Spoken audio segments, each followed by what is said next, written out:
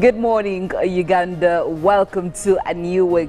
It's Monday, 26th of March, 2023. My name is Philomena, Mastiko. Welcome back from the weekend. Well, things are really getting heated up, but at least also I need to continue thanking all the Muslim and Catholic people who have really lent so much into this Lent period and Ramadan respectively. I did see a couple of people over the weekend trying to get their faith in check. When you go to churches, people have really turned in so much. I can tell you that the attendance is really growing bigger and bigger. At least from where I pray from, I did make an observation, and I've also realized that more Muslim brothers and sisters are really taking on this Ramadan period seriously. So I guess we are doing quite well.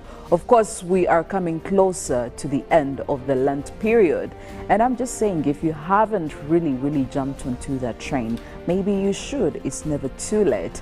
We need to pray for ourselves, but we also need to pray for the country. Well, this morning, the full house is in, and of course, that is Robert Kirabo, Nyonyintono, Mollen, Kenyena, and Felix Nkunda. Well, there is one thing that's really exciting me. Of course, we have been talking about climate change. We've been talking about global warming as one of the most or the biggest topics right now globally. And I love the fact that Kampala, of course, through Kampala Capital City Authority, they have realized why we need to start fighting this war. And they will do whatever they have to do. They'll pull all the ropes to ensure that we can create some solutions to these two big problems. And they've already started off a campaign to actually advocate for a car-free day here in Kampala. They're actually advocating for Ugandans, for people who stay around Kampala to, just put their cars on the side and use buses, use the train, or even use bicycles. And for those who can actually do that, should be able to walk to town without having to use their private means. And of course, with this, they're looking at an emission of carbon. I don't know what that word is, but Mollen, I'm sure, will be throwing more light on that. But yes, I'll be very excited. I don't know, Ugandans really took this one hard, but I think it would be a very good move. Mollen, what do you think about this? Good morning. Yes, a very good morning to you, and good morning, Uganda. Well, I think it's a very good move. A lot of cities have actually taken on such a campaign before. Yes. I don't know whether I'm skeptic, but I feel like they need to somehow excite people about it, or even create more awareness on how good it is, because we're looking at a car-free day. That means you have a lot of cuts in emissions, and specifically carbon dioxide is the one that is mostly worrying. Now, that means every time you drive a car and you're using petrol, you're using diesel, you're using fossil fuels, and we know those are the ones that are responsible for bringing in this most of these greenhouse gases. So the idea is to have a day where you've cut you have cut all the emissions coming in from the cars, and you can imagine how many cars come into Kampala or even leave Kampala on a daily. That would be a huge benefit, but also it's one day, so it's not going to create a long-term effect. But at least it will show people how effective it is to take out the use of fossil fuels. Now, the alternatives that are provided are also going to be quite tricky, because you look at some of the electric buses that we have that would be available to take people in and out. That means you have to bring in the Kayola bus. I think Tondeka also has some electric buses. They have to be like everywhere. And we know that these are not enough. So somehow you also have to bring in the diesel buses to take people. But at least one bus can carry more people than having, everyone to drive their car. So in a way, it makes sense. And then you have bicycles. People had bought bicycles during COVID in lockdown. So I mean, at one point they did increase the prices. They were very So I hope people kept their bicycles, because they sold them off, actually, Mollen, I'll tell you for sure. They sold them off. Please have those bicycles back, because we know that they're actually good. They are very environmental friendly, so have those back. And then if it's a walkable distance, I mean, I think last year towards COP, the other year when we had COP26 in UK, we did see even that was the former prince, that is Prince Harry, actually was one of the people that were walking around for short distances and taking the bus in a campaign to look at how they can cut emissions as well. So this is something that we can all jump on and actually, have a little bit of restraint for yourself. Walk a bit. It's good for exercise as well. So I would go for it. I mean, when you talk about people cycling, I mean, there are certain countries where we know that it's part of their lifestyle, cycling, okay?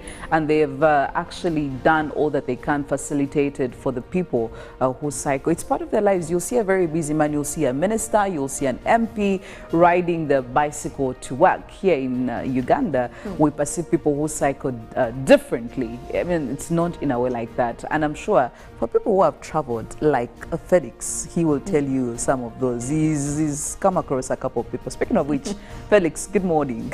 Morning. We need to get you a bicycle.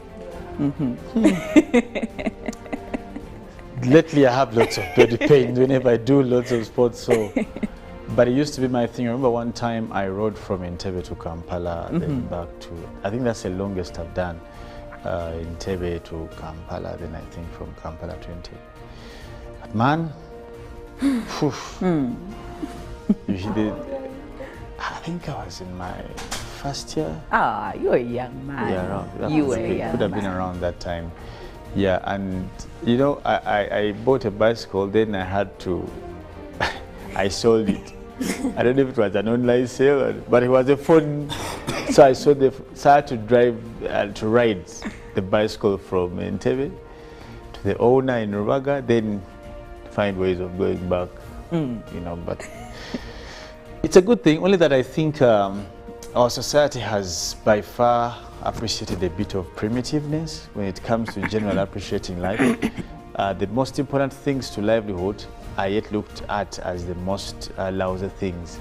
For example, people think riding a bicycle, as Mollen was saying, is attributed to poverty. Poverty, yes. Attributed to low standards of living. Now, that is the true evidence of our primitivity as a country. You find people all running to buy big cars. Why? Like you get into a family that has about 6 cars. And everyone is driving. Everyone is headed to the city every single day. Yes. At their own time, everyone is driving, and you're like, okay, what the hell?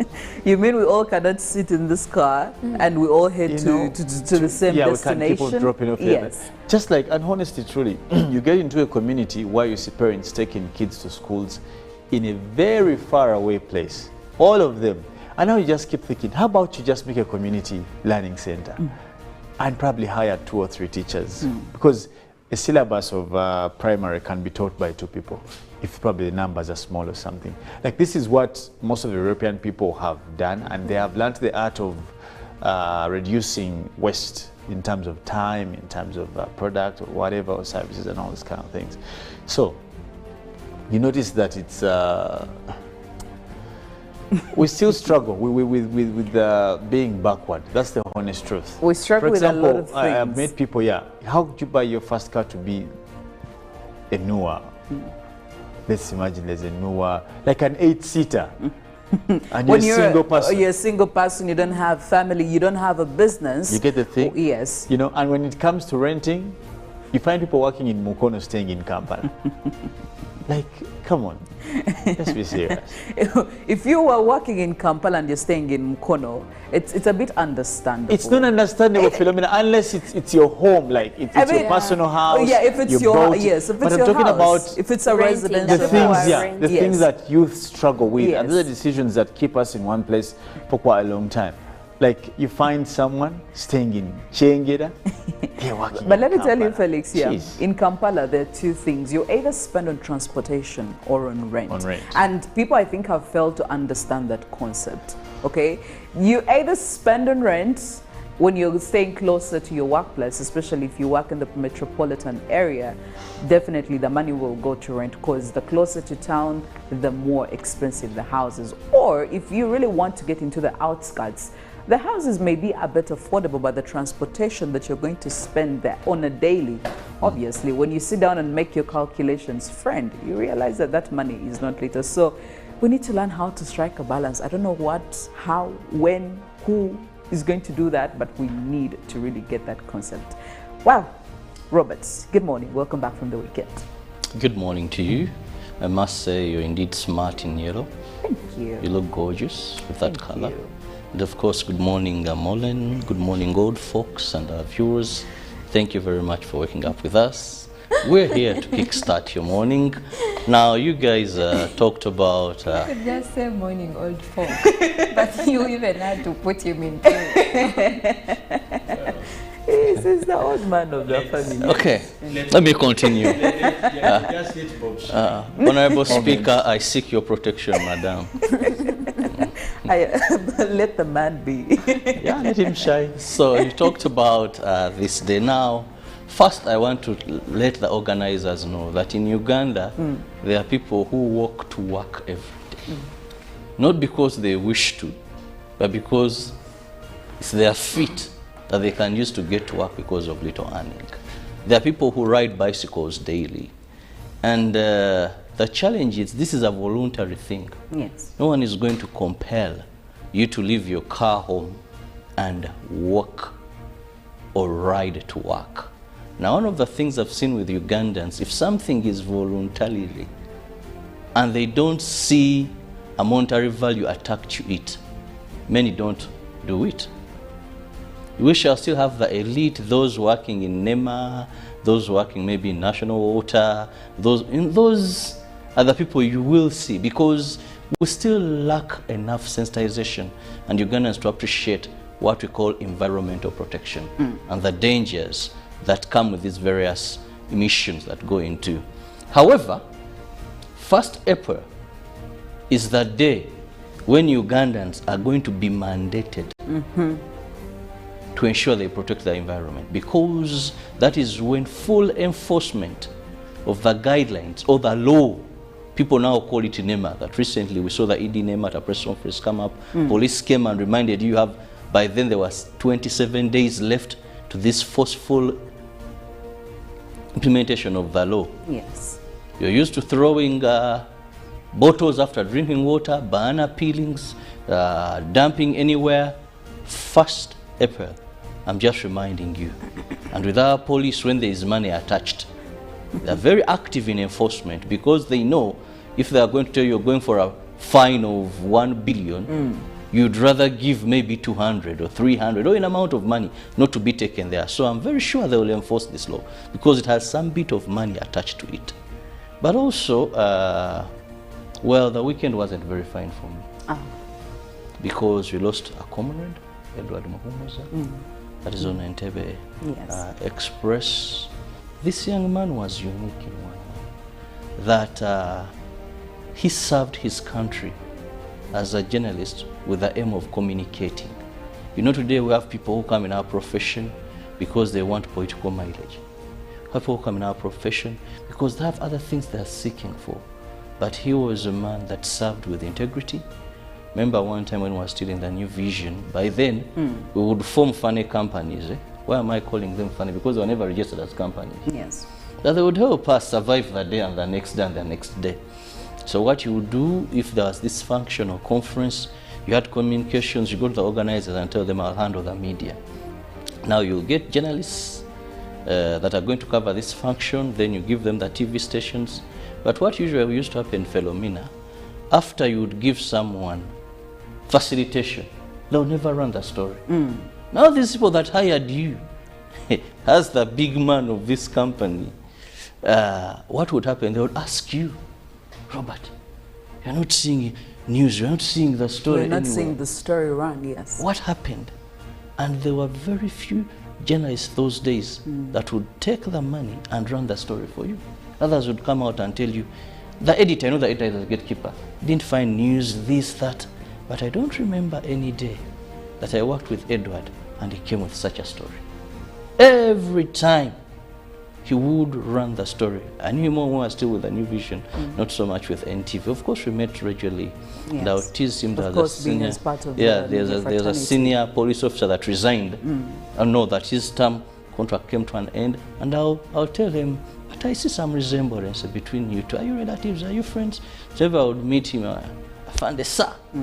But we all live and die. We shall die, all of us one day. But one important thing, what legacy, what will people say about you when you're gone? I think that, and I want to say, he fought a good fight. He did, and clearly his work actually speaks for him. Quite very sad for the loss of Edgar Muhumuza, part of the Ugandan media fraternity, and it's no wonder that over the weekend there was too much shock, especially coming in from all media houses and even the people who really got to access his stories and listen to what he had to say. Well, may his soul rest in eternal peace. Amen. Well, for now, we'll look through our local stories and international stories. What's been happening here in Uganda? I must say that globally news is flowing in and out. But we'll start with right here at home. Well, we'll begin with the meeting between the First Lady, Janet Kataha Museveni, and the ambassador from the Cuba Republic. The First Lady, Minister of Education and Sports, met the ambassador of the Republic of Cuba to Uganda, Rwanda, and Kenya, Dr. Taina Perez, with whom they discussed further cooperation in the education and sports sector. The meeting took place at State House, Nakasero. Now, teachers in Karamoja sub-region want water extended to all schools in the region. Now, this will improve learners' enrollment and performance in schools. Now, this is evident in schools where UNICEF and COICA partnered to implement the WASH program of extending clean water to the schools. Enrollment and performance also did improve. Now, Karamoja sub-region is a water-stressed area in the districts of Amudat, Kotido, Kabong, Moroto, Napak, Nakapidipiditi, Anabilatuk, and Abim. Most learners have to study half day and walk several kilometers to fetch water. And moving away from Karamoja, we now look at the Governor Lions Club International District 411B, Uganda. Christine Amongin Apur has appealed to all women across the country to embrace digital innovation and technology for gender equality. Amongin was speaking at the Lions Club International District 411B Symposium that was preceded by the New Voices annual general meeting addressed by the senior Lions Club member Vivian Tinkumanya at Silver Springs Hotel, Bugorobi, near Kampala. In her keynote address, a gender consultant, Hilda Bakugonza, appealed to all women to work hard and avoid dependency on men. Other speakers at the symposium urged women to perform all work within their means to avoid negative comments by those with gender equality bias. The symposium, held under the theme Digital Innovation and Technology for Gender Equality, attracted Lions Club's International District 311B, former leaders and members from across the country. Now, the National Curriculum Development Center is mandated to innovate, evaluate, and assess the procedures of learners to meet the dynamic education curriculars needs of the country in compliance with the ICT revolution. Now, it is also mandated to nurture children to meet the technological dynamics in the education industry and job market. In the new proposed upper secondary curriculum, currently under review by the National Curriculum Development Center, learners will be allowed to take breaks or sit for each subject at a time with a completion time frame of at least 5 years.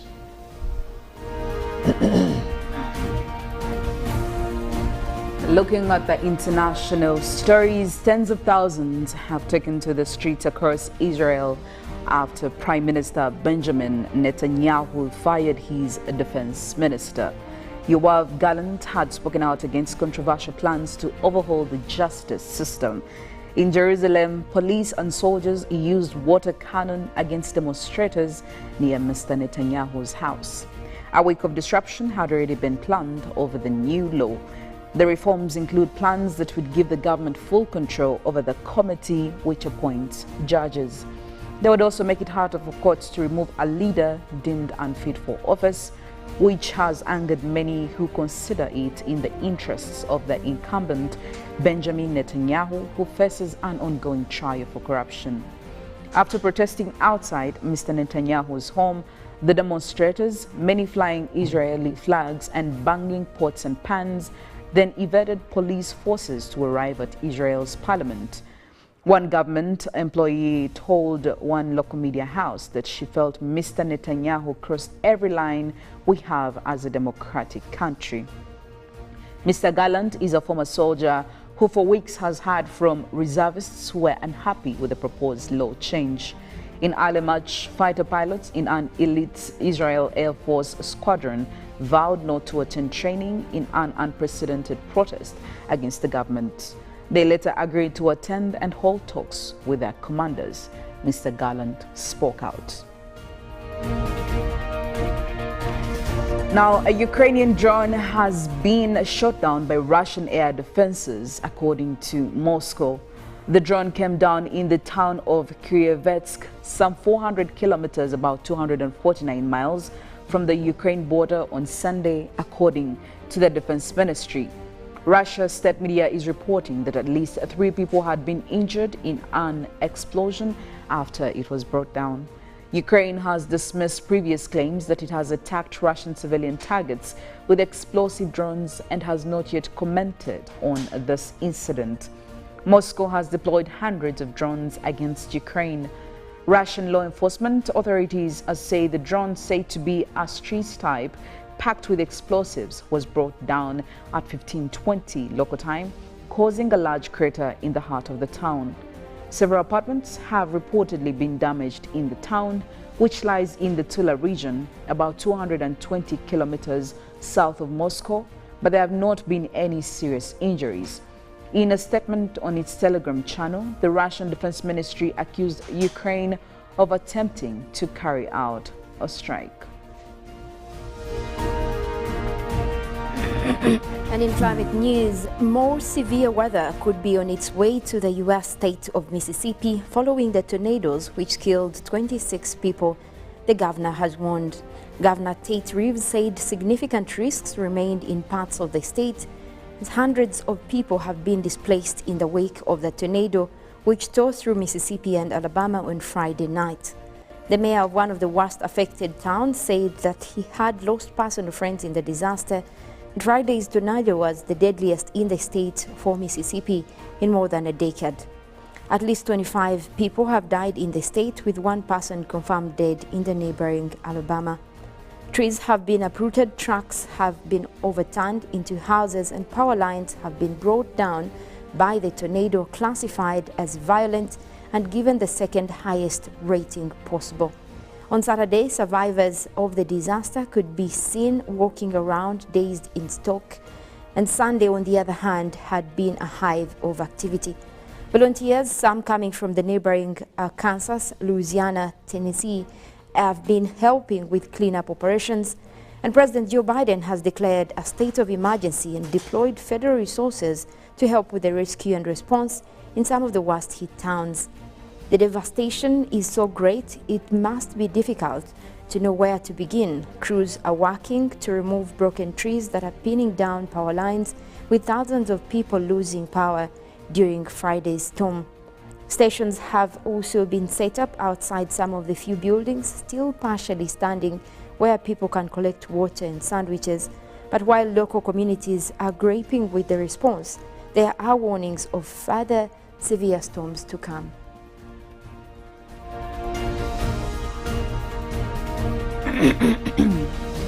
Well, we also do have more stories coming in from our dailies. The New Vision and the Daily Monitor taking it off with the New Vision this Monday morning. Officials in 35 districts being probed, of course, in cases concerning the parish development model. Now, local government staff cited in mismanagement. Still, in more stories, General Mhozi Kainerugaba launches environment campaign. And looking at UPDF leaders, readies troops for the Democratic Republic of Congo, and registration for vocational assessment starts. And speaking of health, how to prevent, manage tuberculosis, and Mengo explains absence at Nabagedeka book launch. And still looking in some more stories, New curriculum for Senior 3 Mathematics, Physics and Senior 2 Chemistry. Now, in the Daily Monitor, MP's Sako buys land in wetland, and Chief Justice to fight poverty in northern region of Uganda. But also UPDF comes out to say we have killed 20 UPDF rebels in attack in DRC Congo. Of course, also sadly, Muhumuza, a talent gone too soon.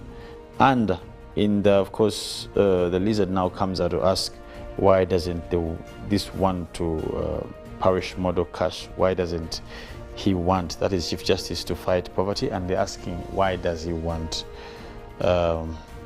parish development cash? Okay, that's it for the Daily Monitor. I mean, it will be very interesting to hear what NEMA has to say about this MP Sako that have decided to buy land in a wetland. Potato, potato. Take those that grow yams. Yes. The way they are removed, you may think they murdered someone. Those that have, there was an environment assessment. There is also kind of things to explain. Throwing around the technical words. So for you to avoid stress and be among those people that the research showed as Ugandans being the happiest people in East Africa, the thing is to know that sometimes the principle of the animal farm works. Then you lay low as an envelope. Well, it's good morning, Uganda, starting off this week with you as early as right now. And we still have a lot to unpack for you, more conversations that matter in the wee hours of the day. We'll go for a break. When we get back, the newsreel, obviously we'll be having Mollen coming in to give us more on weather and climate, and also forecast the weather for today. And much later on, she'll be giving us the sports updates. That is right after GMU agenda, not forgetting GMU Extra. Be part of this, get into our socials, use our WhatsApp platform number. I'll be sharing it with you much later on. For now, good morning. We'll be back.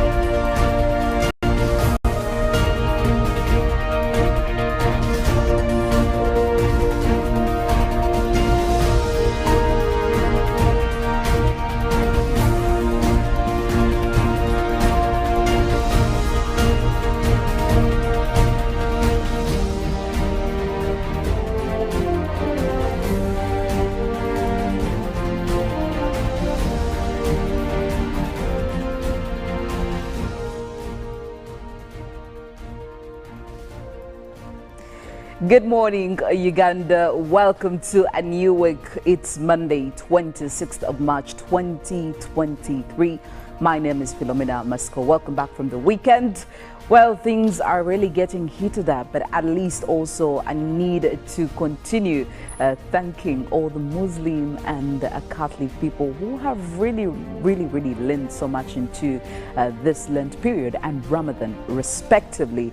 I did see a couple of people over the weekend trying to get their faith in check. When you go to churches, people have really turned in so much. I can tell you that the attendance is really growing bigger and bigger. At least from where I pray from, I did make an observation, and I've also realized that more Muslim brothers and sisters are really taking on this Ramadan period seriously. So I guess we are doing quite well. Of course, we are coming closer to the end of the Lent period, and I'm just saying, if you haven't really jumped onto that train, maybe you should. It's never too late. We need to pray for ourselves, but we also need to pray for the country. Well, this morning, the full house is in, and of course, that is Robert Kirabo, Nyonyintono, Mollen, Kenyena, and Felix Nkunda. Well, there is one thing that's really exciting me. Of course, we have been talking about climate change. We've been talking about global warming as one of the most or the biggest topics right now globally.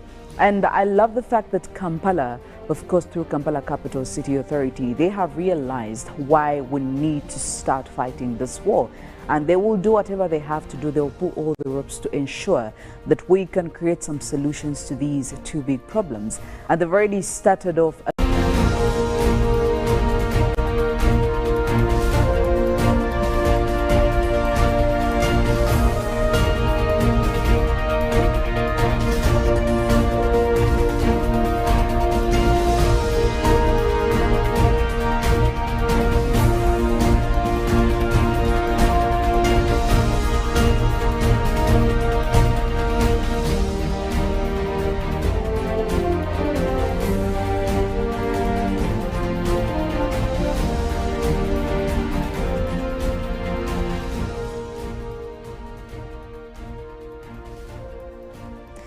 Good morning, Uganda. Welcome to a new week. It's Monday, 26th of March, 2023. My name is Philomena Mastiko. Welcome back from the weekend.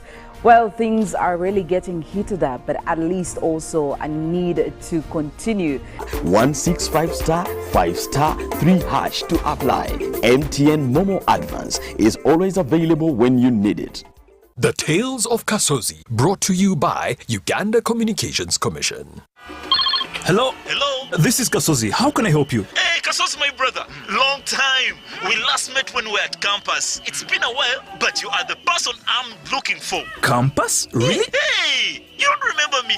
Okay, so how can I help you? I'm stuck in Gulu making millions, and I need to urgently send money to my sick mother. But I can't find any mobile money agent near me. I've sent the money to your phone, as you can see the message. It might take a few minutes to come through, but I urgently need you to send the money to my mother. Let me send you her number, and you send it to her chap. My friend, I'm afraid your mom is going to die. What? Because I don't know you, I never went to campus, and I'm also in Gulu. So can we meet at CPS, we talk about it? Stay tuned for what Kasozi does next. Tofera. Refrain from unnecessary engagement with strangers over the phone. This message is powered by the Uganda Communications Commission. 10 years of supporting health in Uganda. This year, the Kabaka Birthday Run will mark its 10-year anniversary on Sunday, 16th April at Lubidi, starting 7 a.m.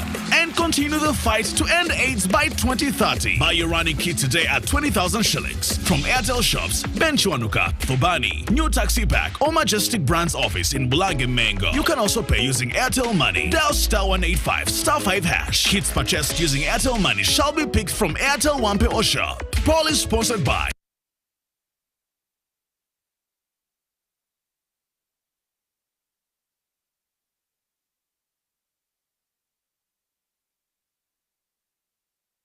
When you talk about our motherland Uganda, the Pearl of Africa, you cannot fail to smile because of the smile that fills the faces of the citizens. Our nice good weather and nature that sustains us all, that enables us all to continue each in their own way because we are all different even according to each individual's work.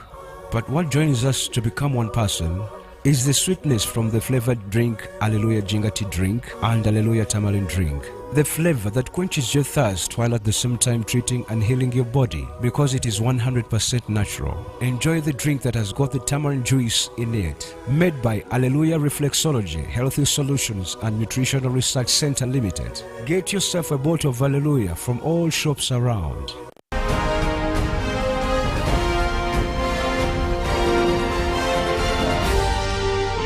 This is Good Morning Uganda.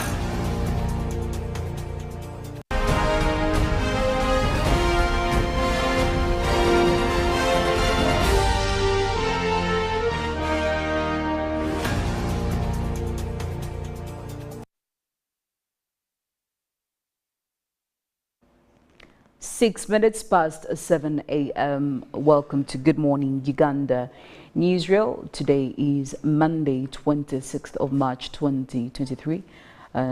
Of course, I am joined by Felix Nkunda for this discussion. And looking at education, looking at the changes that are being made in the different curriculum, both at lower secondary level and also upper secondary level. Well, we cannot look at all of this and we fail to make mention of the National Curriculum Development Center. And over the weekend, they did come out to actually show or talk about some of the proposed changes they're looking at when it comes to the changing of the upper secondary curriculum. They did point out a couple of things here and there, of course, different changes when it comes to the subjects that are being learned by students at this level, and if the changes go through, what would be the new subjects and what will be the subjects that will be dropped, but also looking at the time frame for this upper secondary level. Now, previously, we've been looking at 2 years, only 2 years for A level, but they're looking at expanding these 2 years to 5 years and the minimum being 2 years. Of course, this is to give provision to different categories of people that could benefit from this. Number one, we're looking at maybe girls who could have dropped out at one point and got pregnant while in school. They would have a chance to resume school in a period of 5 years. But we are also looking at students who may not necessarily have mastered some of these subjects, and for proficiency and for excellence, they actually still have time to understand these subjects. So within a period of 5 years, the NCDC believes that a student could really do a lot. And also looking at subjects, previously we had general paper that was mandatory for both students of science subjects and arts students. But now they are proposing for this paper to be scrapped off and to be replaced with more essential subjects. So there are very many changes, but also, of course, this is in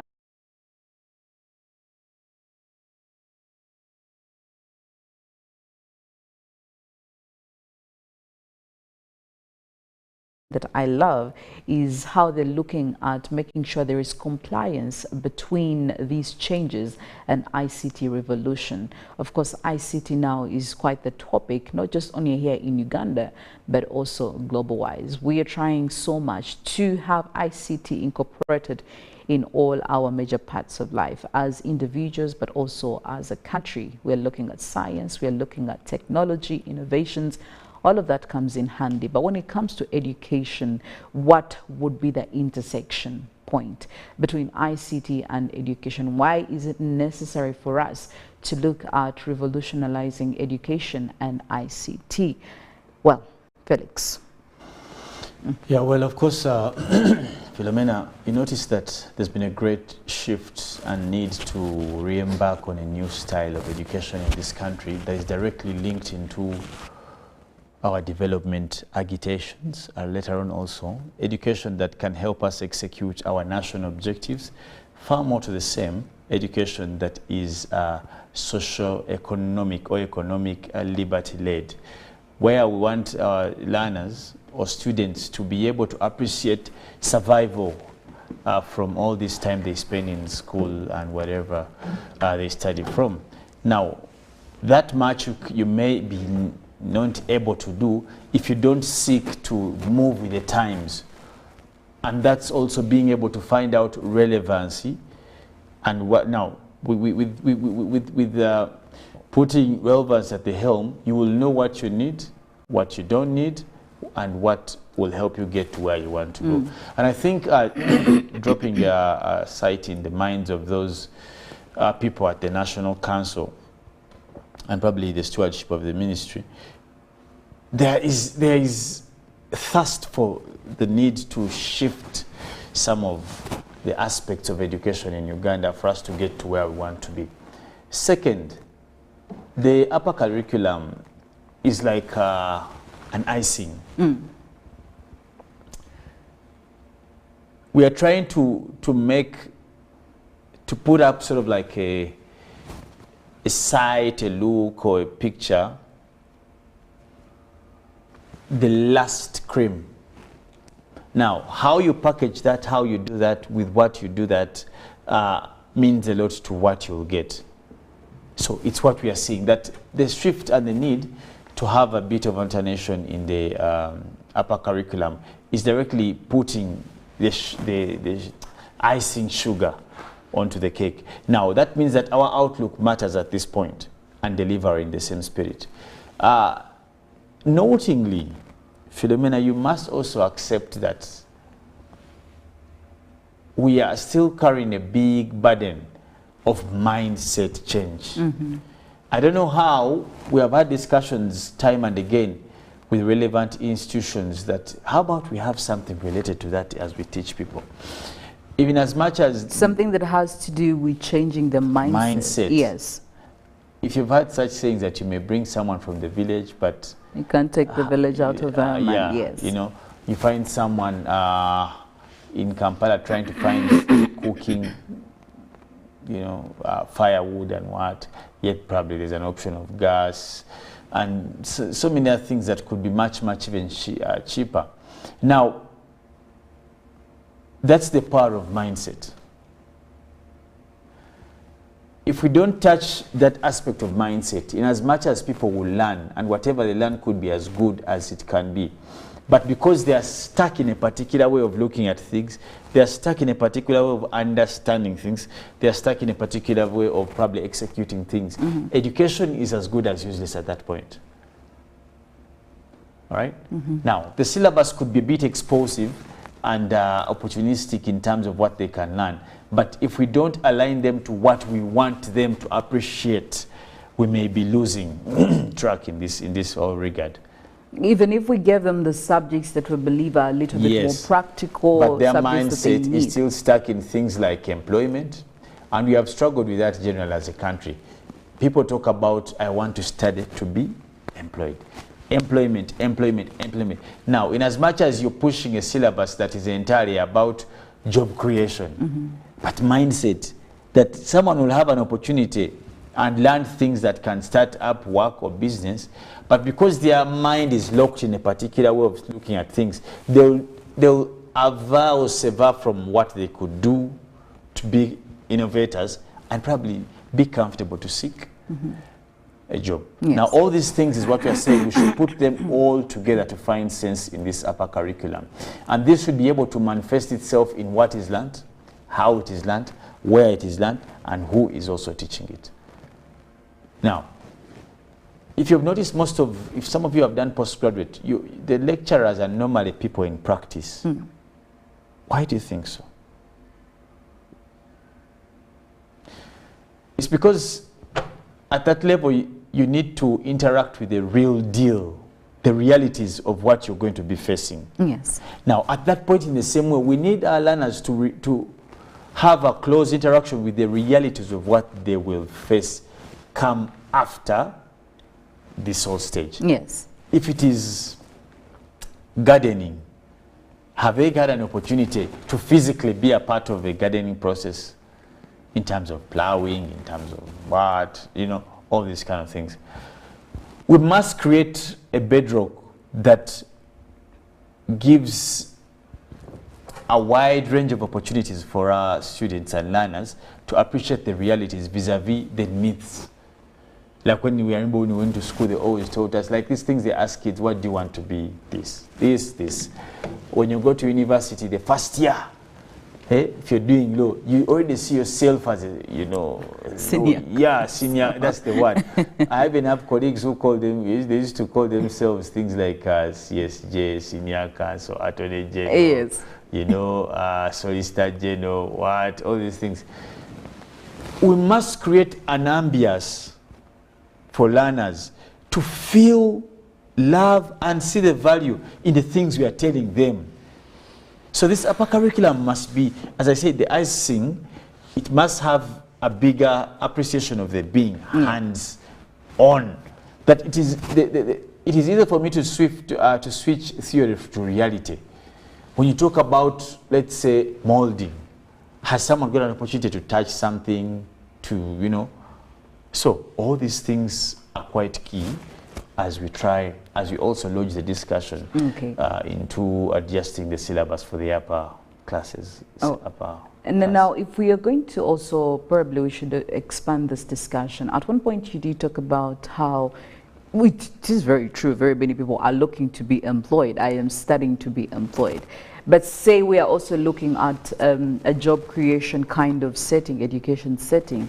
In as much as you've gotten the skills, truthfully speaking, Felix, do you think we have the environment for job creation? Why am I saying this? If you've interacted with a couple of students who have been able, you know, they've gone through high school, they've graduated after campus, and some of them have been so entrepreneurial. Because, I mean, if you look at Uganda, Uganda right now is one of the, if not the most entrepreneurial country in Africa. I mean, we have seen people come up with micro businesses, small and medium enterprises, but the challenges are very, very many. And I'm not saying you can have an SME without having challenges, but do you think we have a favorable environment here in Uganda to actually enable these students who have been able to get onto the other side of the coin, to be able to create the jobs? I mean, when you look at things like collateral security for loans, when you look at information, opaqueness of information is quite a big challenge, and technical glitches for all these SMEs. Do you think our environment is favorable enough? Well, I think also, Philo, in addition to what you're trying to say, is something called research, first and foremost. Secondly, if you carry out a good research and you get findings on what can influence learners out there, it would give you a great appreciation of what you need to do. Secondly, the things we are supposed to do for these people, among the very many or very few, is something called exposure and awareness. Now, it is key for us to tailor whatever we want to teach these people to what is needed out there.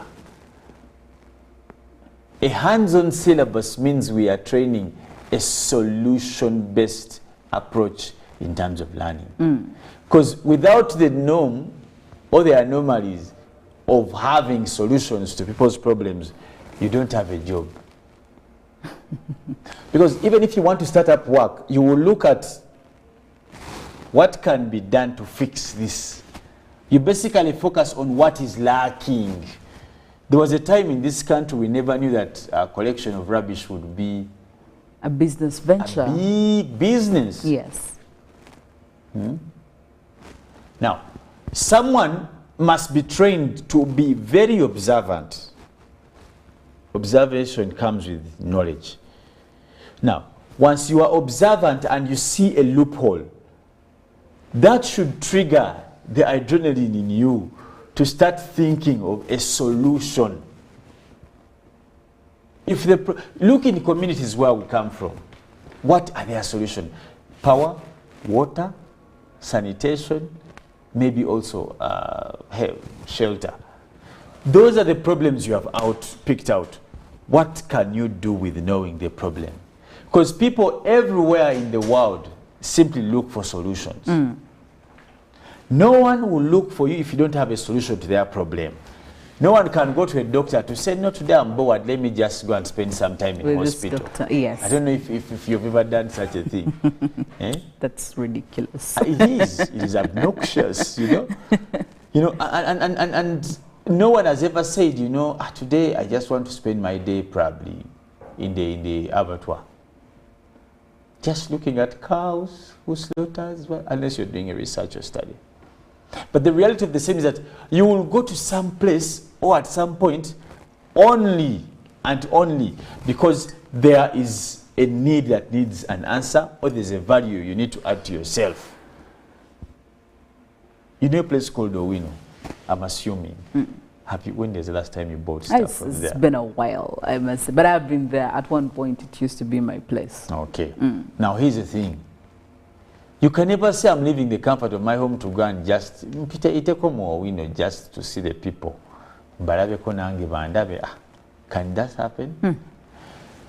There must be a creation of a magnetic knowledge bucket attraction We must help these people acquire relevant knowledge, that they create a magnetic attraction of the communities to come to them for solutions, for value addition.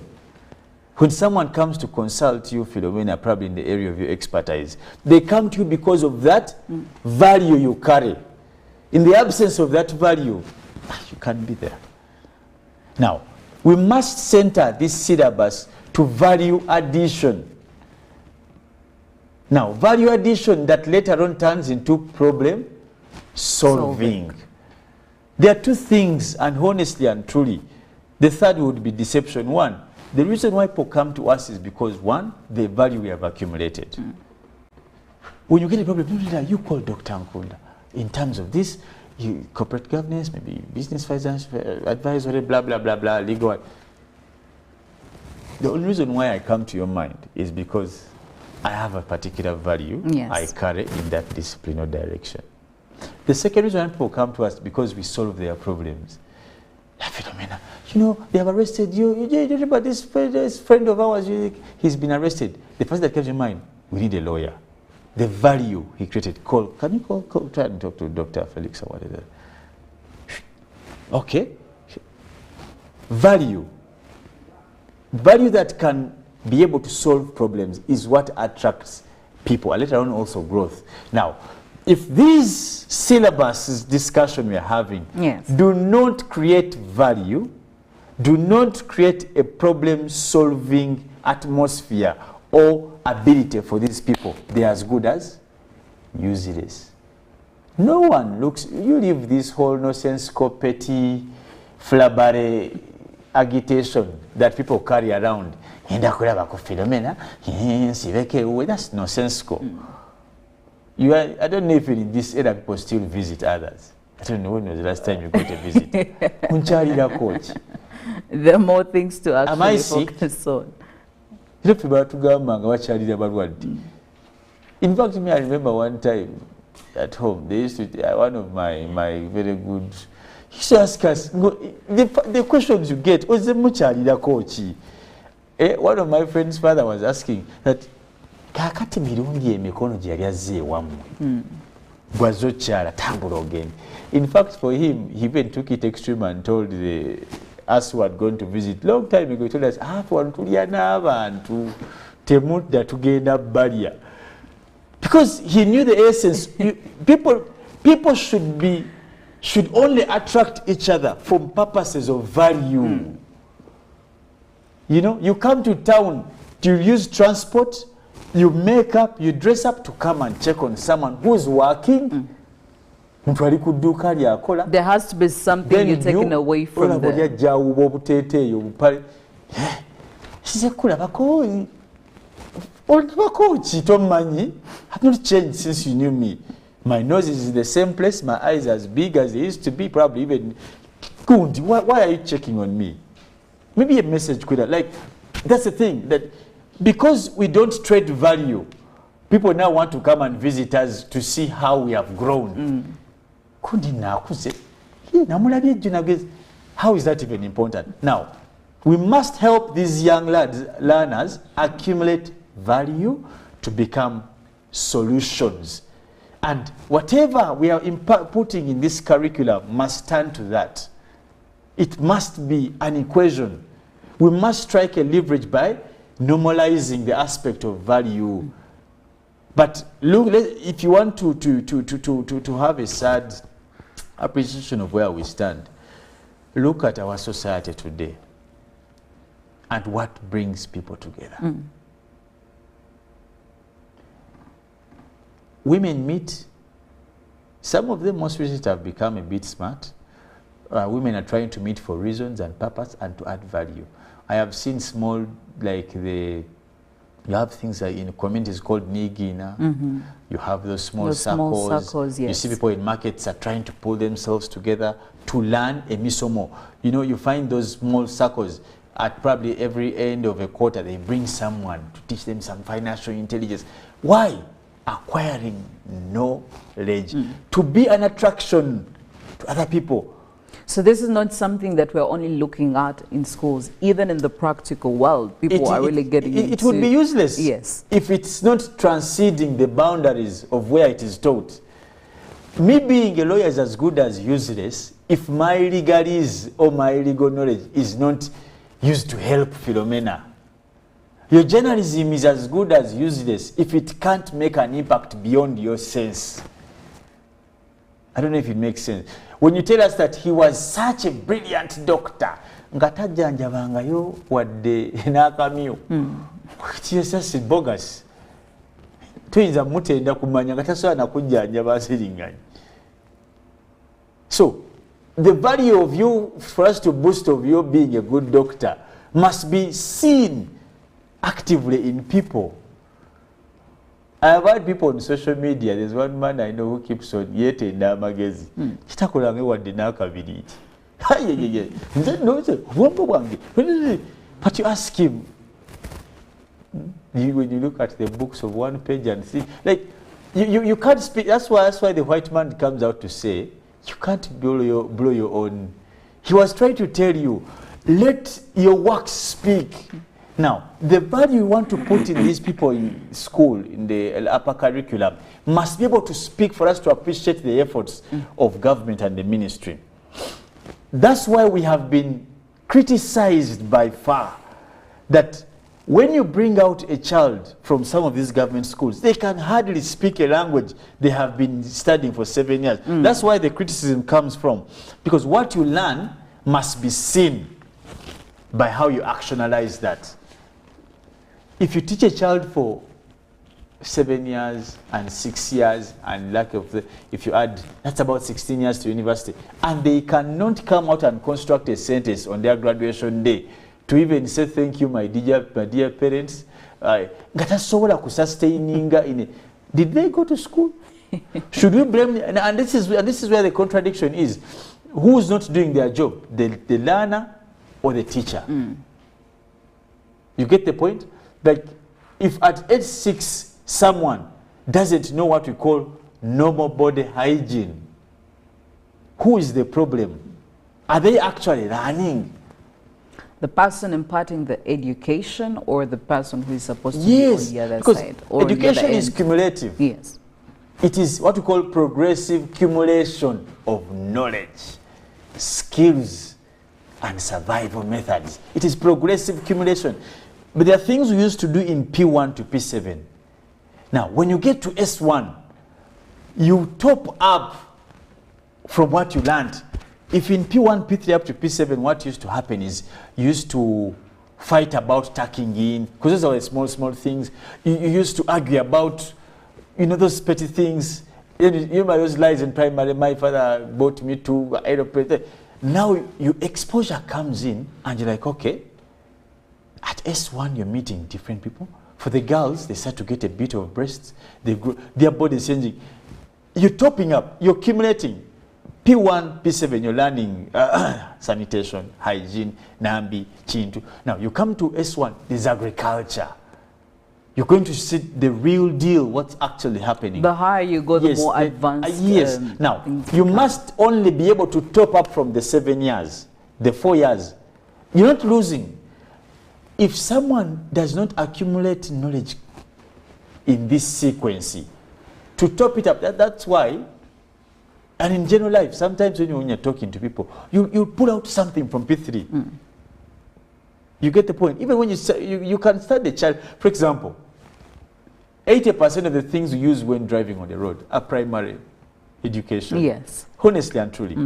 The road signs, when you are crossing, those are things that, but today, after how many years, at the level of PhD, you will still pick from you the primary. Still need them. That's the thing. Now, if education is not cumulative of knowledge, it is as good as useless. You must add on. Now, that's why, and if you're keen to remember, Philomena earlier I said, this is the icing. But you remember, if some of you who love, I used to be a sweet tooth, not until I started to become healthy conscious. But when you cut a cake, normally all cakes look beautiful outside, not until you start eating it. I don't know if you've heard that agite, like it can, that's why I prefer these soft icings. First, be able to things of, so that's the thing, like they will look nice not until you start cutting. Yes. You're going to talk about we have 20,000 graduates this year. That's icing. You but when it gets to the real, cake, it's something else. Oof. Anyway, the ultimate goal out of these changes in the upper curriculum is that we can produce disparate students who are very distinctive, who are a bit practical. The different, you can tell the difference from what we have been producing earlier. But also looking at these changes, and especially when it comes to the period that is proposed, the 5 years, it's no wonder that I'm seeing a couple of viewers here asking in questions about how practical this is. Now, in the new proposed upper secondary curriculum currently under review, of course, by the NCDC, learners will be allowed to take breaks or even sit for each subject at a time with a completion time frame of at least 5 years. Now, a faction of people would look at this as an advantageous change. Others will actually think this is going to enable a lot of comfort. And I also do have, it's still in the spirit of that same point, I have a viewer here who is asking, upper secondary to be allowed to be completed in 5 years, does the country have both the human and physical infrastructure for this undertaking? Now, I don't know how to feel about this. Of course, there will always be pros and cons to this. But if you look at the thought process of NCDC, they're giving a couple of reasons. Number one, financial hiccups. We have seen very many students drop out of school at this point. I mean, we do have students that drop out at primary 7, O level and A level. So they're trying to make sure that we can try to bridge that gap of having very many people drop out because of financial hiccups. The thing is, 5 years, you can still try to get some money to, you know, cater for your tuition. If you fail to sit for senior 6 this year, you at least have 4 more years to ensure that happens. But they're also looking at the challenges, especially for the females, you know, teenage pregnancies, people dropping out of school. So in 5 years, you could get pregnant and you could give birth to your child, and then you could still resume school. Do you think these 5 years are more practical, Felix? Philomena. Because in the reasons NCDC is presenting, you can clearly see the thought process. I was going even to stop you before you get to that point, trying to put it there. Yeah, I mean, it's one of the reasons they're giving, so I definitely have to put it out there. You know, yesterday I had a very bitter argument with someone who was trying to look at things in a very, very lousy manner, for lack of a better word. Philomena, the most active ages of any human being who is seeking probably to change life, away from the privileged people, the people who are born privileged, and that's what they will be forever and ever, amen. But for some of us who are additional generation, where you kugata, shikumi vitano, lukaga, lukumi, you know, you are expected to start having focus by the age of 18, to become intentional about life. For those who are in school, you must be intentional about academics. For those who are not in school, you must be intentional about whatever you're doing. If it is being a cleaner, you must be intentional. Yeah. You know, let me do this for the next 2 years.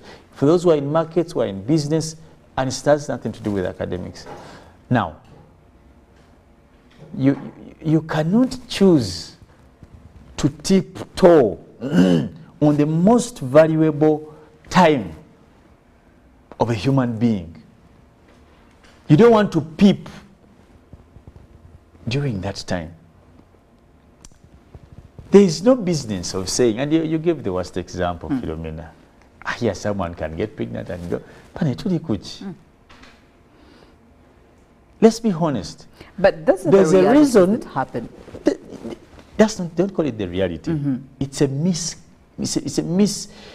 hiccup that can happen in a process. But I mean, we have kids and we who cannot regulate yes.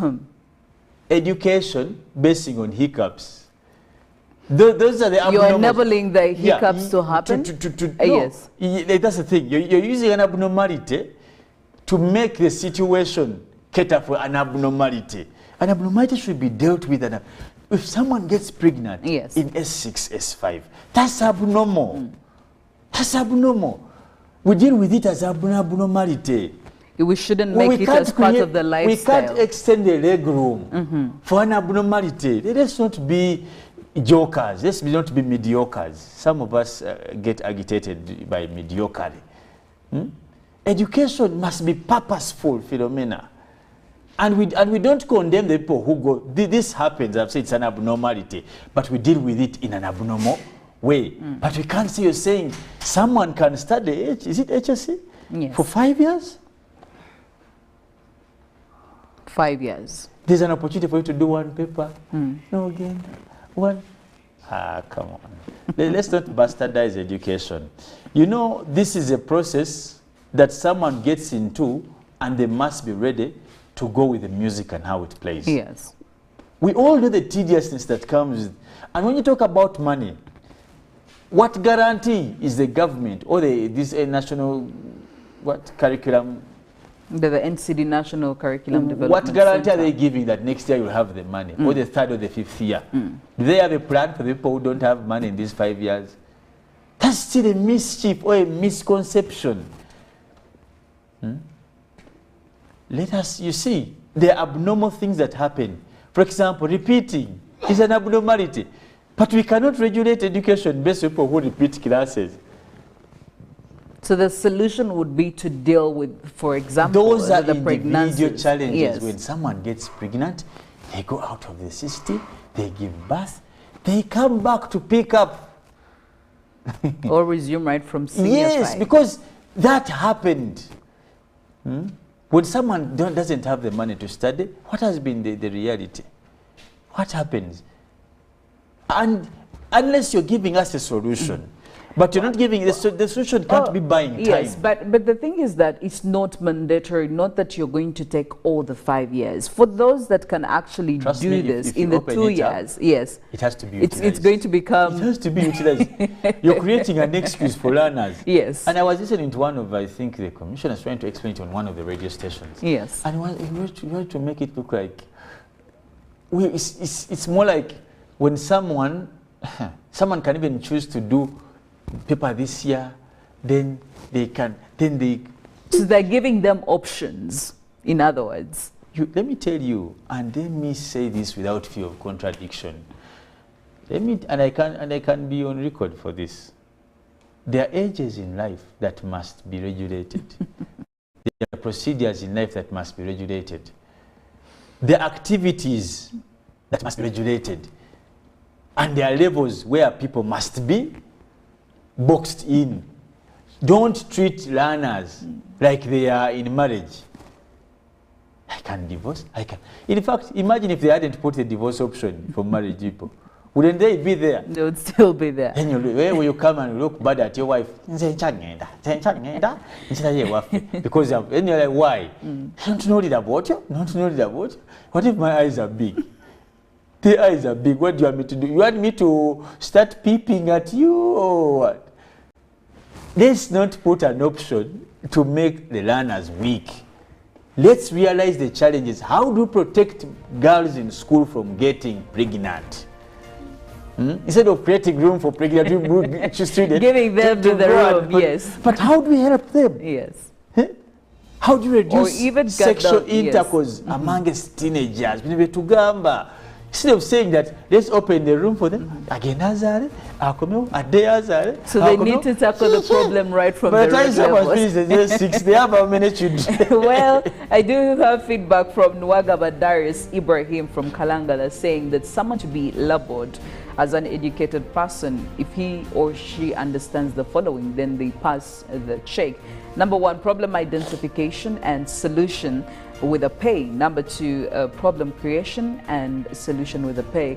And number three is that he wishes the primary curriculum can be worked on also. But I do understand, Felix, where you're coming, because I did see people who are really presenting their questions about the 5 years. That gap is too big for HSC. It's out of sync with what we're looking at. Anyway, we will leave it at that, and the conversation, of course, will still be going on until until we have finalized with what new curriculum for upper secondary we're going to settle with. For now, we'll be looking at all these provisions that have been availed by the NCDC. Also looking at the big stories in the Daily Nation this morning. Arrest me, Raila police lock horns. Of course, as a tough talking Inspector General Police yesterday warned that his officers would not spare anyone who participates in today's protests. Azimio leader Raila Odinga dared the police to go and arrest him. We're yet to see how that is going to turn out. And later on, of course, we'll be having quite a good and interesting conversation about how this affects the rest of the East African region. And how schools use uniform cartels to fleece parents. And still in more stories, high schooler, new students companion, and Health Watch, colorectal cancer cases on the rise among young people. You need to take time and understand what this is. And looking at the citizen, why Tanzania lags in startup funding, war on fake seeds gets fresh impetus, and looking at education investment should be based on evidence, and TANAPA to reintroduce rhinos in Mikumi. All of that in the Citizen this morning. So get yourself a copy of the Daily Monitor, the New Vision, Daily Nation, and the Citizen. We'll go for a break. Mollen will be coming in right after that to give us more from weather and climate. Good morning.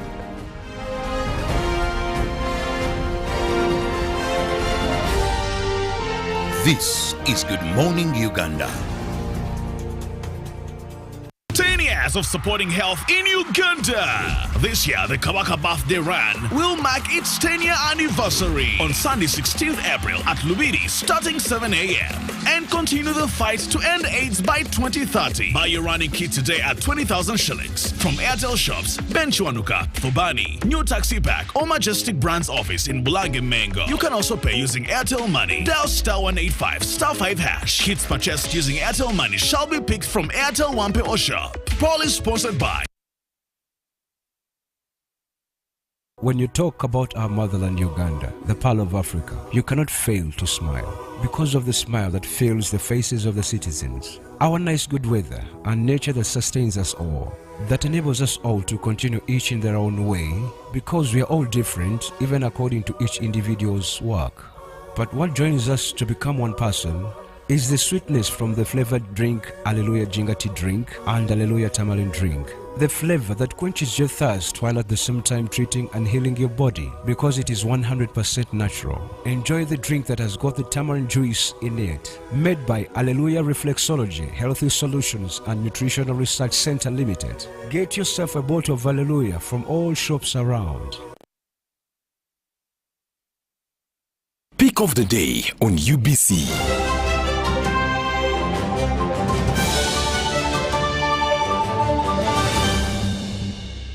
Was brought to you by Gatawo with MTN Momo Advance. Momo Advance tops up your Momo to complete your transactions.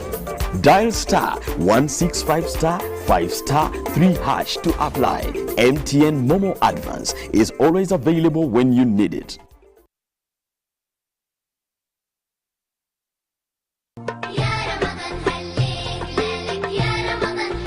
Salam alaikum wa rahmatullahi wa barakatuh. From the Union of Muslim Women and Organizations in Uganda, Ramadan Mubarak, Ramadan Karim. Twagaliza omwezi ogwa Ramadani omulungi, kye kiseera twekuba emitima tudde eri Allah. Ebusoga bannange mwena mbagaliza Ramadan enungi. Nimbendeza omwezi mulungi ogwa Ramadan. Tumefika katika mwezi wa Ramadhani na watakiza kila la kheri katika mwezi huu Ramadhani al-Karim. Akonga aisha ona shalami kinisiri amunu kiere lote so kama na rakeda suroti ngora 10 bukedi ya palisa akoro amunu kinorikes kiere aisibana jokan.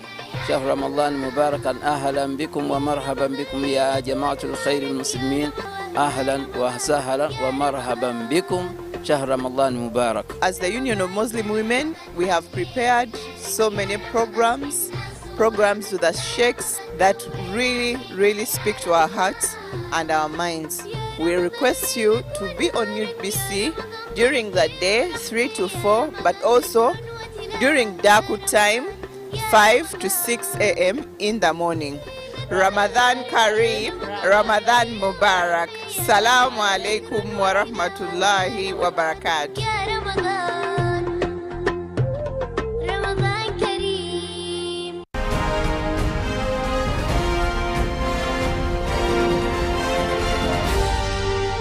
This is Good Morning Uganda.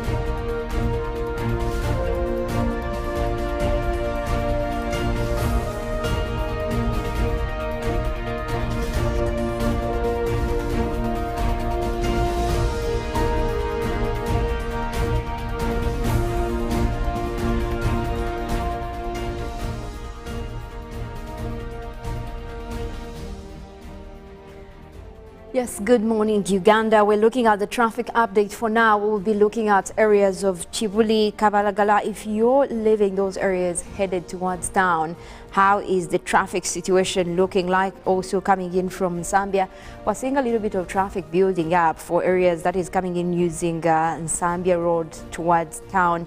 That is where we do have a little bit of intense traffic building up.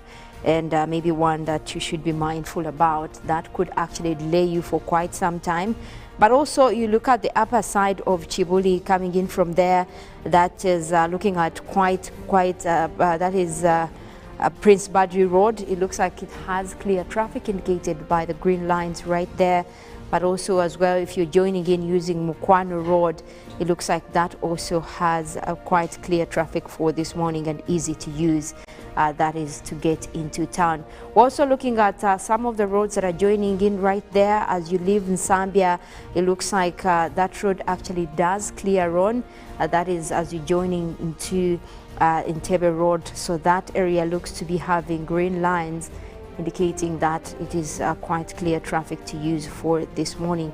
But then again, as you head towards that is Kampala Road, right after that roundabout coming in from Entebbe Road, that is joining in with Zambia as well.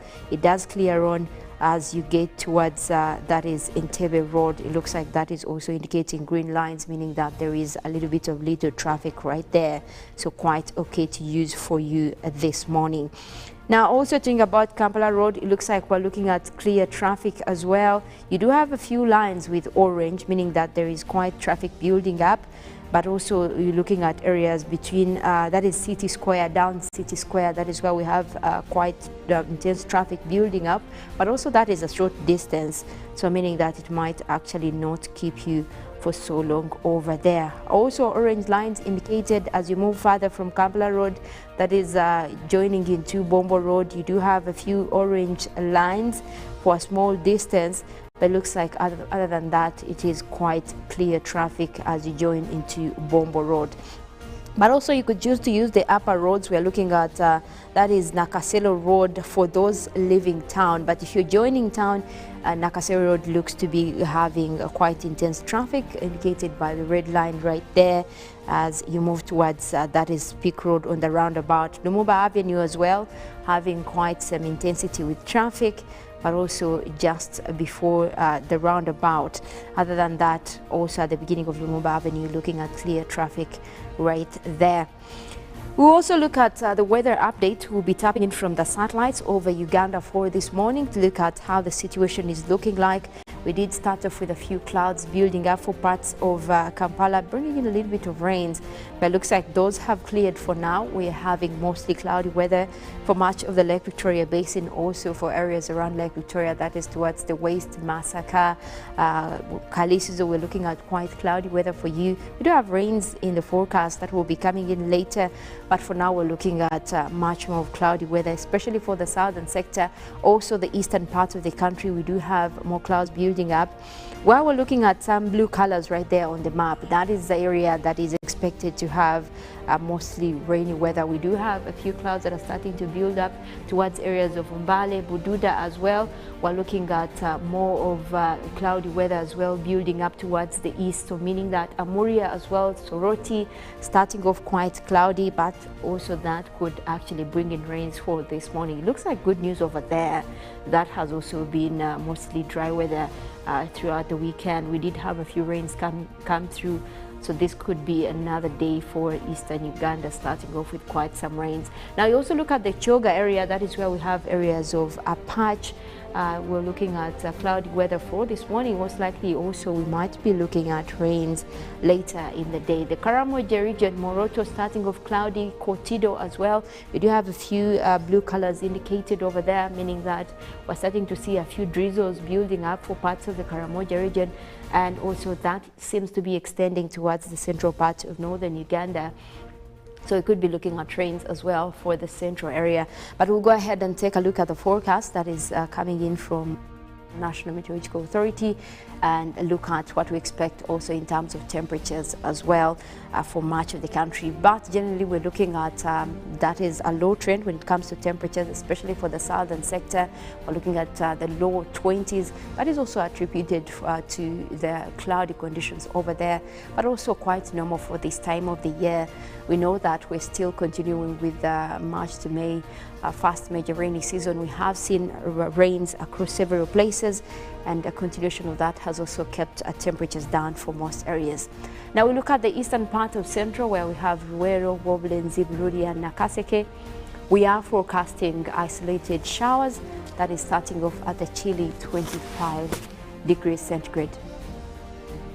The central part of that is Lake Victoria Basin, where we have Mukono, Kampala, Entebbe and Wakiso, also forecasting rains. Those will be coming in later as the morning progresses over several places, starting off chilly at 22 degrees centigrade.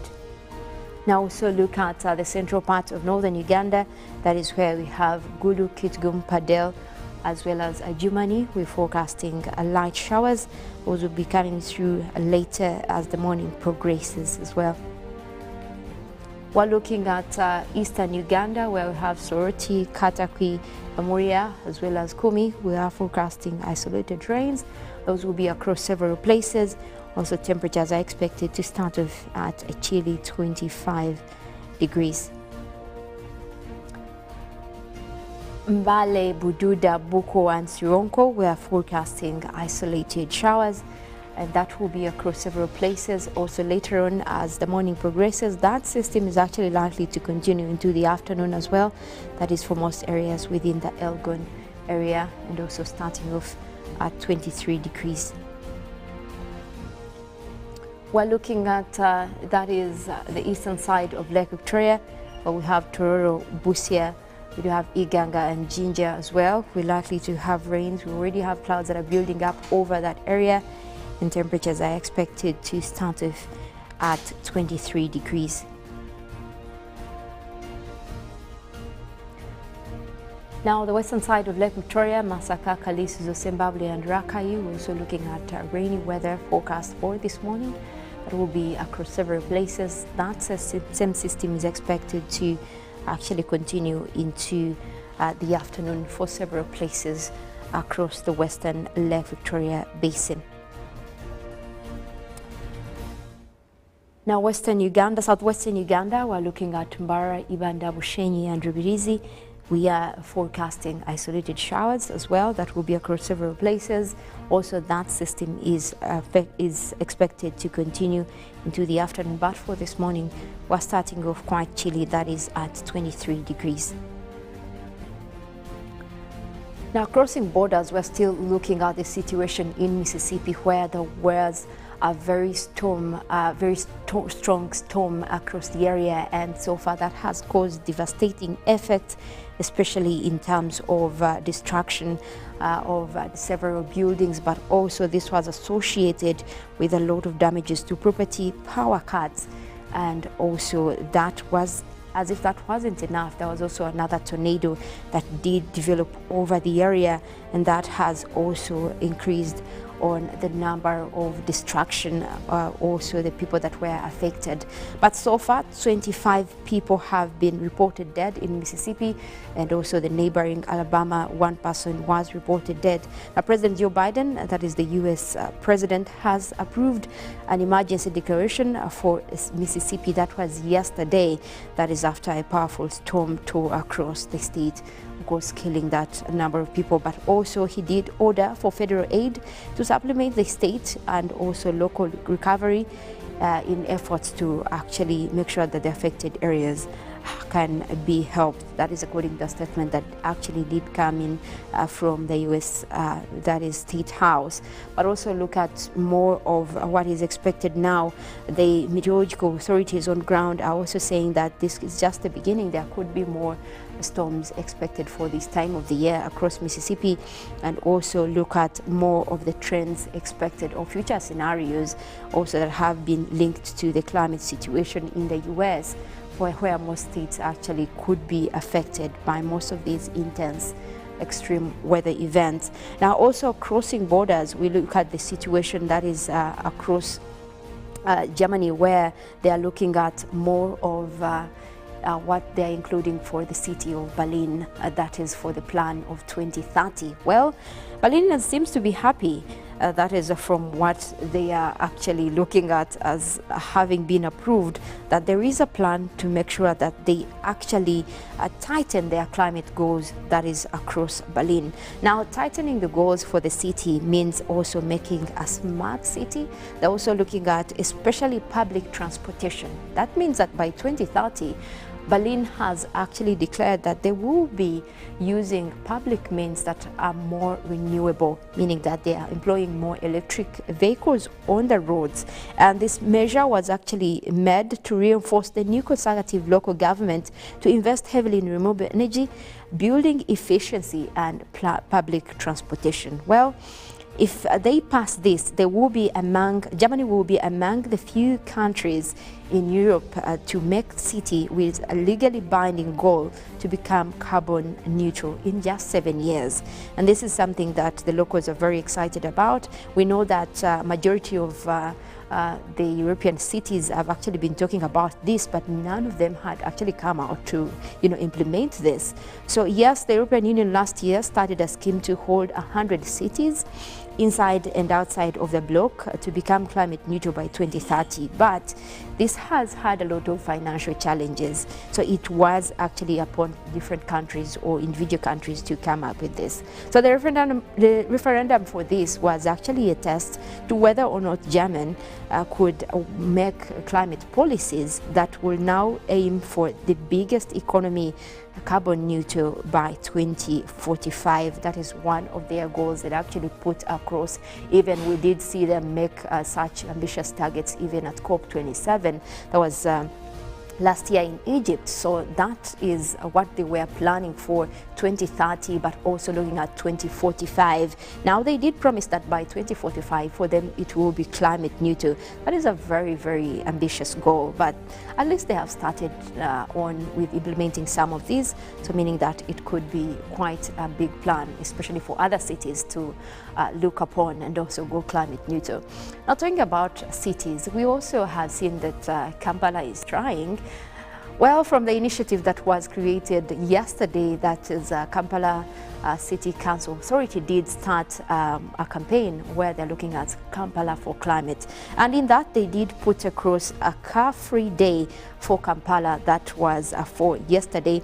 But looking at the benefits of that, we were targeting mostly reducing the use of fossil fuels. That means that you embrace public transportation, but also how you can use cycling to get into the city. Now, this is the first of many initiatives that KCCA could be interesting itself in, especially looking at how can we make Kampala less in terms of getting emissions into the atmosphere.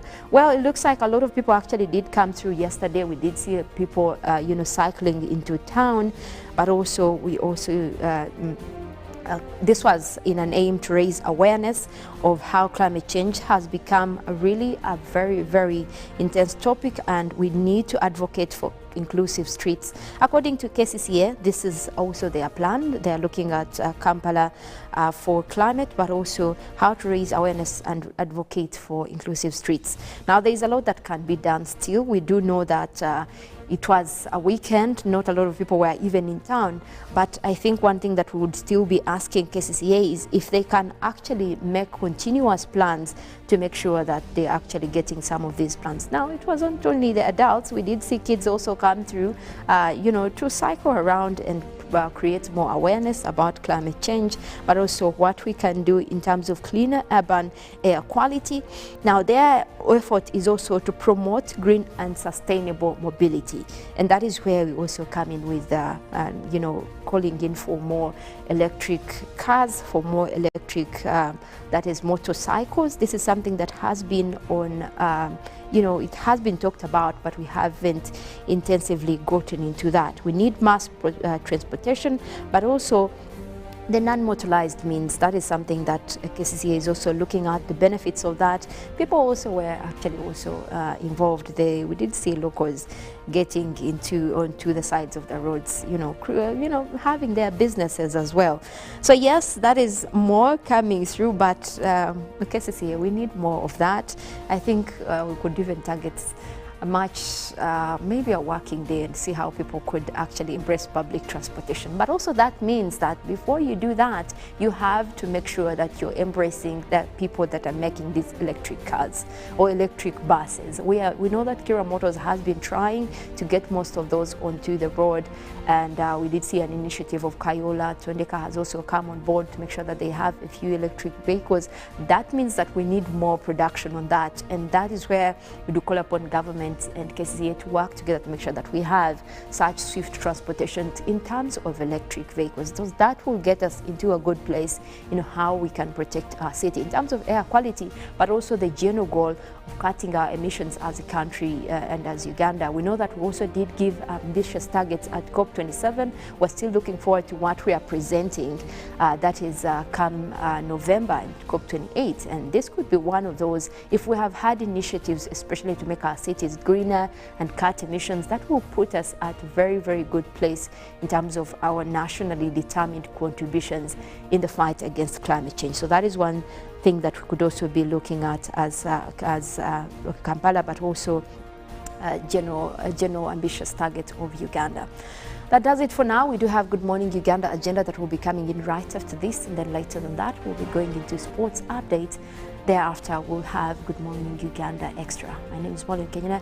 I'll leave you with that. We'll take a short break and then we'll be back with the agenda.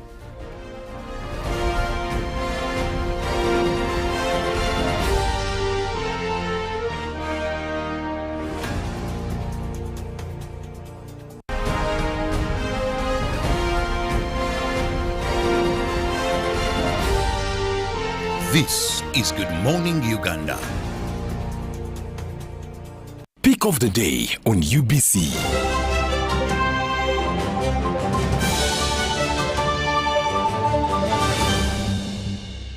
Was brought to you by Gatawo with MTN Momo Advance. Momo Advance tops up your Momo to complete your transactions. Dial star 165 star 5 star 3 hash to apply. MTN Momo Advance is always available when you need it. The Tales of Kasozi, brought to you by Uganda Communications Commission.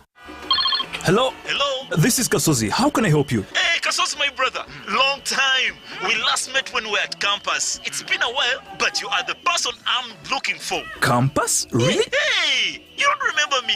Okay, so how can I help you? I'm stuck in Gulu making millions, and I need to urgently send money to my sick mother. But I can't find any mobile money agent near me. I've sent the money to your phone, as you can see the message. It might take a few minutes to come through, but I urgently need you to send the money to my mother. Let me send you her number, and you send it to her chap. My friend, I'm afraid your mom is going to die. What? Because I don't know you, I never went to campus, and I'm also in Gulu. So can we meet at CPS, we talk about it? Stay tuned for what Kasozi does next. Tofera. Refrain from unnecessary engagement with strangers over the phone. This message is powered by the Uganda Communications Commission. Glow as you are with the new Spark 10 series smartphone from Airtel in partnership with Tecno. Own the timelines with picture-perfect selfies using the 32-megapixel selfie camera, 256 GB storage, G88 gaming processor, and a strong battery to last the whole day. Towakana. The Spark 10 smartphone comes with free 3 GB from Airtel and 100% bonus on weekly and monthly bundles every month for 3 months, so you can stay connected to a world of possibilities. Dial *100*5# to enjoy free data. The new Spark 10 is available in all selected Tecno shops countrywide. Airtel, the smartphone network in partnership with Tecno. Stop at nothing.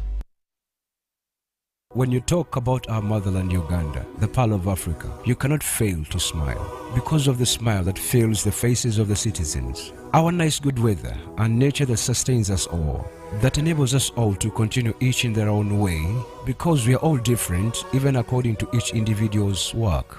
But what joins us to become one person is the sweetness from the flavored drink Alleluia Jingati drink and Alleluia Tamarind drink. The flavor that quenches your thirst while at the same time treating and healing your body because it is 100% natural. Enjoy the drink that has got the tamarind juice in it. Made by Alleluia Reflexology, Healthy Solutions and Nutritional Research Center Limited. Get yourself a bottle of Alleluia from all shops around.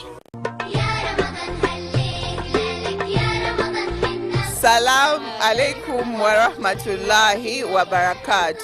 From the Union of Muslim Women and Organizations in Uganda, Ramadan Mubarak, Ramadan Karim. Twagaliza omwezi ogwa Ramadani omulungi, kye kiseera twekuba emitima tudde eri Allah.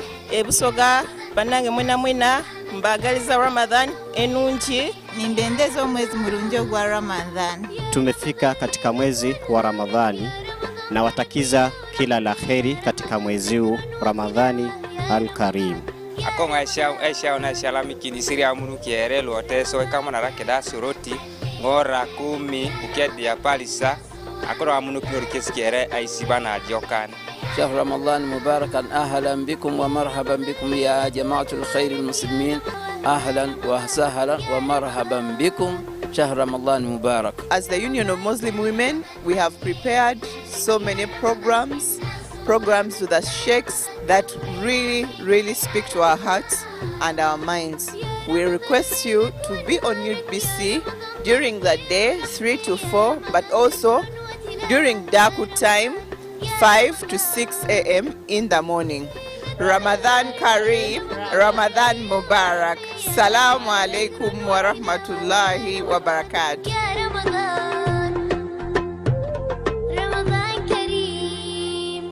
Glow as you are with the new Spark 10 series smartphone from Airtel in partnership with Tecno. Own the timelines with picture-perfect selfies using the 32-megapixel selfie camera, 256 GB storage,